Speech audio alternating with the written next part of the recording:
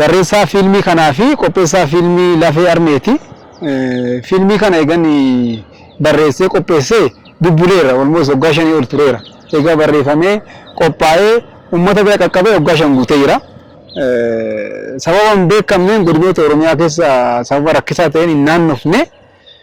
Fiilmiin kun qabiyyeessaa lafa uummanni bal'aan kun sabni bal'aan kun qabeenyi harkaa qabu lafa. Gaafa uummata kana harkaa yookiin abbaa lafaa harkaa lafti ba'u waan baay'ee dhaba, amantii dhaba, qabeenya dhaba, aadaa dhaba.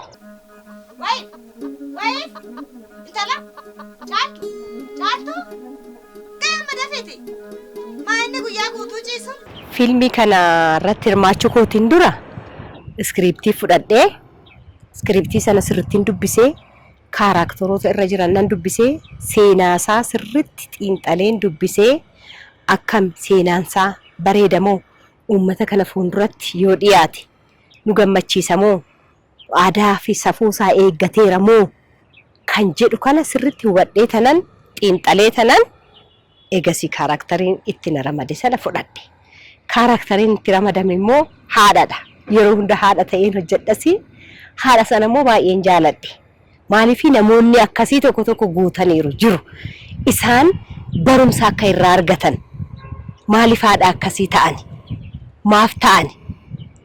Isa kan jedhu sana sirriitti xiinxalee tanan isa itti hubadhee jaaladheen kaaraakterii sana hojjedhee sanaan booda hojiin sun dhiyaate. Daanoof jalaan qabdu, ijoolleen qabdu, nuyi boo'e. Ati iddoo jiraachuu dandeessa. Maal rakkoo qabdatti? Fiilmii Lafee Armee irratti kan inni ta'ee hojjedhe taatoo ta'eeni lammaffaa immoo piroodakshin maanajarii ta'eetan kan hojjedhe. Fiilmii kana egaa hojjechuu kootiin dura dursee Dajanee faana kana wal agarree Dajaneen dhufee iskiriptii nuu kennee iskiriptii sana sirriitti qo'annee bakka nuu ta'uuf iddoo ta'u hunda ilaalleeti kan hojjenne. Fiilmiin kun egaa hojjetamu malee karoora keenya keessatti godinaalee Oromiyaa guutuu irratti deemnee agarsiisna jenneetu kan yaalnee turre. Egaa yeroodhaaf naasanaaf nu milkoofne eebbarratti agarsiisne irraa namoonni nu argamaniiru garuu akka hojii isaa fi akka hojjetametti akkaataa inni uummata bira ga'uu qabu jennee yaannetti nu hin geenye.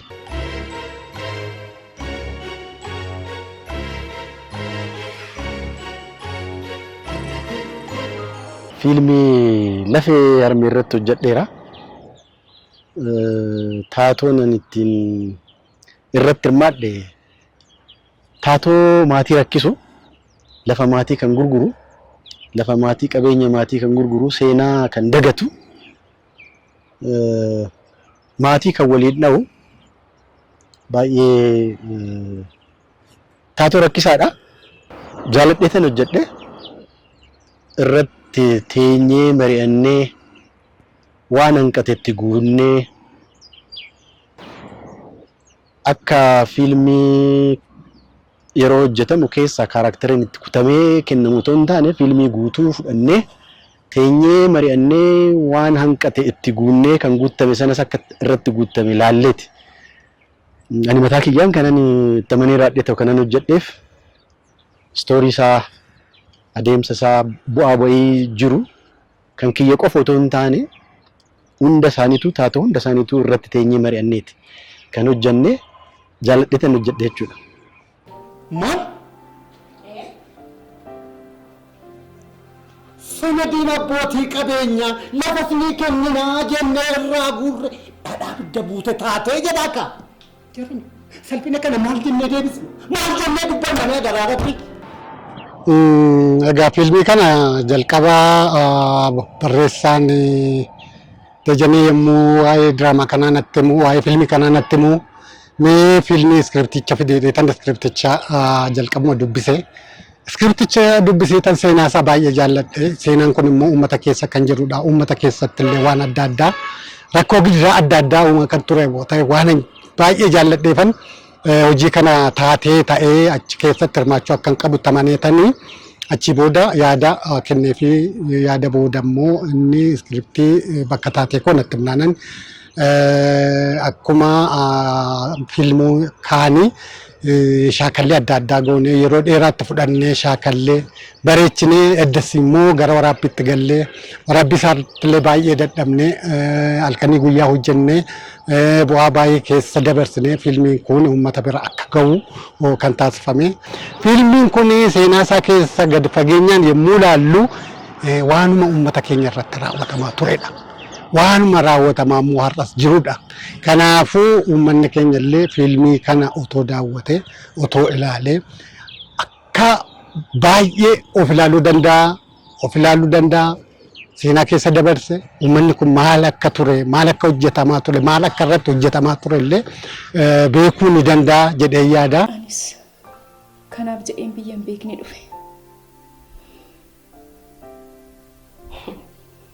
Biyya hin beekne jette. Biyya hin beekne maa miti.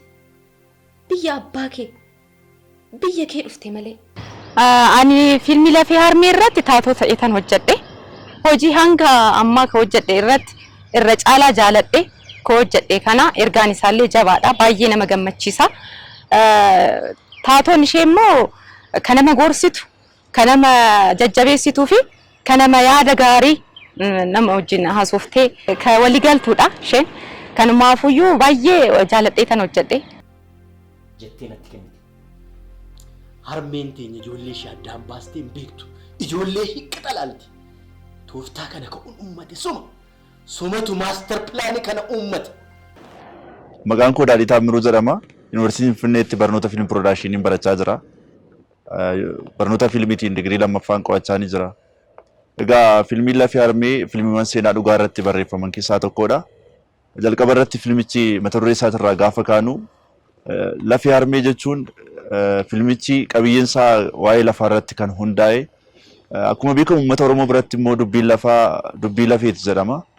Lafti qabeenya Oromoodhaaf waan hunda isaati. Fiilmiin kun immoo fiilmoota kan biraarraa wanta adda isa godhu. Fiilmoota kan biraarraa wanta adda isa godhu seenaa dhugaa irratti kan hundaa'e akkasumas immoo dubbii eenyummaa sabichaa irratti kan hundaa'e ta'uu isaati. Kana malees fiilmiin kun ogeessota fiilmii garaagaraa kan irratti hirmaatanidha. Kana keessaa taatota fiilmichi filate yoo ilaalle taatota buleeyyii keessaa warreen yeroo dheeraa industirii aartii Oromoo keessatti shoora olaanaa taphatantu fiilmii kana irratti hirmaate. Taatota haaraas namoota haaraa yeroo fiilmiin kun hojjetamutti industirii diraamaa TV fi fiilmii afaan Oromoo keessatti gahee guddaa taphatan of keessatti hammatee jira jechuudha. Ati garuu yoon harmee keetiin jibbame maal kan keessaa argattu? Fiilmii kana gaafan hojjedhu taatota buleeyyii fayyadameera. Taatota lafaa dhufa fayyadameera. Almost percentage 50% fayyadame jechuun nan danda'a. Fiilmii kana hojjedhee uummata saba bal'aa biraan ga'e jechuudhaaf hin geenye. Magaalaa Finfinnee keessatti yeroo 2 yeroo 3 eebbisiiseen jira. Garuu kutaa magaalaa Oromiyaa guutuurratti agarsiisuu hin dandeenye. Sababni isaatis haala mijataa waan hin arganneef magaalota hunda keessa naanna'ee agarsiisuu hin dandeenye. Bakka baay'ees hin deemne hojiin kun. Haaluma yerootiin kan ka'e xiqqooshii takaallamne asiif achis baadiyyaarras deemnee agarsiisuudhaaf haalli yeroo mijataa waan hin turreef yeroo sanatti dhiisneetuma asitti iddoo lamaan tokko agarsiisneetuma dhaabne. Tokkoffaa Dajaneen fiilmii kana irratti baay'eedha kan dadhabe. Taatota guguddaa ciccimoodhaa fi aktaroota ammallee dhufan taatota ciccimoodhaaf filatee kan hojjate garuu uummata bira hin geenye. Fiilmiin isaa qabiyyee guddaa kan of keessaa qabu, ergaa guddaa kan of keessaa qabu, otoo uummata bira ga'ee hundumtuu otoo ilaalee natti tola karaa kun.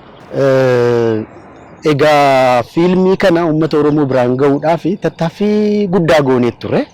Garuu haala jiruun fiilmii kana uummata biraan mana fiilmii naannoo Oromiyaa keessa jiranii fi naannota adda addaa keessatti agarsiisuun rakkisaa ta'e. Dhugaa dubbachuudhaaf fiilmiin kun godinaalee adda addaa bakka uummanni Oromoo jiru bira ga'ee otoo ilaalame irra ta'ee uummata biratti fudhatama guddaa kan argatudha. Garuu akkuma hundi keenya beeknu haala amma jiru kanaan haala nageenya jirudha. Jiru kanarraa ka'ee uummata keenya bira ga'uu hin dandeenye. Ani kana jedhu waltajjiin gadamaa sun akkam ture? Akkuma silatti jedhamu. Baay'ee gadi Oromoo eeban qoraadha miti natti qorri dhugaan waan tokko illee tuntolle maal akkamitti ta'uu isa dhaani carraa dhawwatan ta'u too carraa naa kennan ta'e ilaalaan gaafiidhaan yaadaan takka fanniseen takka gadi buuseen takka teetti bal'iseen takka tee bal'iseen waltajjitti luka tokko hin dhaaba ture. Amma maal yaadee fiilmiin kun harka kiyya keessa kana booda turuu hin qabu. Karaa pilaatfoormii mijataa ta'een karaa yuutuubiitiin uummata bira qaqqabuu qaba jedhee waan yaadeef uummata bira ga'uu qaba. Amma immoo haala mijataatiin wanna sirriitti sirreessinee wanna keessatti dabalamu wanna hir'ate gugguunnee amma immoo haala bareedaatiin karaa yuutuubiitiin dhufuudhaaf yeroo gabaabaa keessatti nu eeggadha.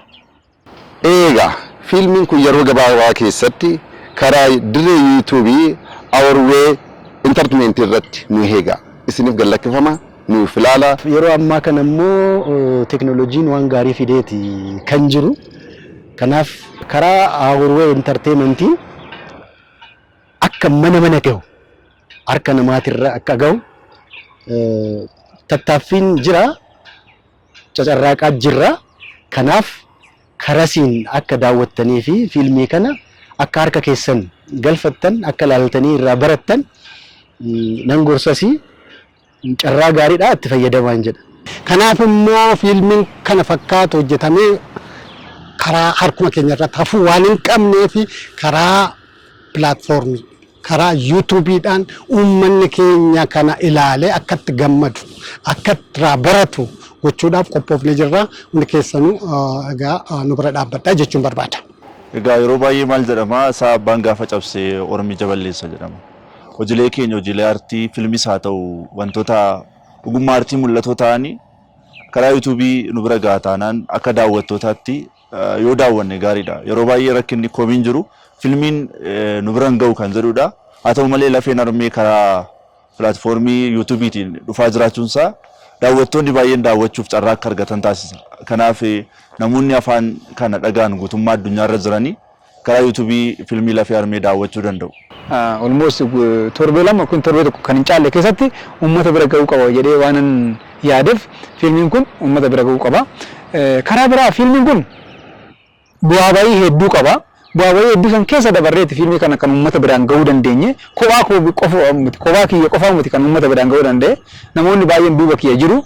Ispeeshaalii guyyaan fiilmii kana eebbisu namoonni ani hin beeknes an beekus hundi uummanni Oromoo hundi na duuka waan dhaabbataniif carraa kanaan taankiyuu jechuun barbaada. Warra bu'aa bayii hedduun afaan xaaranii kophaa kiyyaa miti. Fiilmiin gaafa hojjetamu nama tokko hin hojjetamu. Kiruu baay'een hojjetamu. Kiruu kana duuba iyyuu nama baay'ee jira. Yoo na irraa fadhes na uffachaadha jara kana naa galateeffadhaadha. Kanatti taasee anumaa isinirraa barbaadu. Fiilmii qofaa kana ilaaltan sagantaan kun kana booda ibsaan hundi bakka jiru akka naa cufamuu barbaadu. Galatooma. Kanaaf uummanni immoo fiilmii kana fiilmii kiyyaa qofaa miti kan uummata bal'aati kan saba bal'aati kan kiyya osoo hin taane kan nama hundaatu waan ta'eef laalee rakkoo qabaaterree yaada karaa iimeelitiin isaa ta'u karaa keessan isaa ta'u yaada fudhanna waan ta'eef yaada nuu kennu. Fiilmiin kun fiilmii lakkoofsa tokko fiilmiin lafee armee lakkoofsa lama qaba. Isarratti yaada uummataa fudhannee itti deebina jedhee yaada. Kanaaf uummanni yaada nuu kennurraan kaanee fiilmii kana boodatti hojjechuu dandeenya. Lakkoofsa lama jechuudha. Our Way Entertainment yeroo gabaabaatti nu eega. Egaa yeroo gabaabaa keessatti karaa Our Way Entertainmentidhaan isin bira geenya nu eegaa jenna galatooma. Karaa Our Way Entertainmentiin nu eegaa hin dhufna. Iddoo kanarraa waa tokko hin qabu jechuudha. Mirga hin qabu.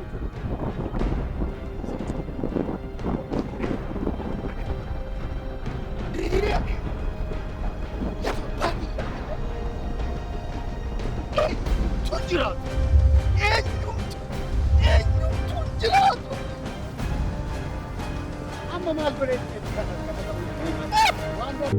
a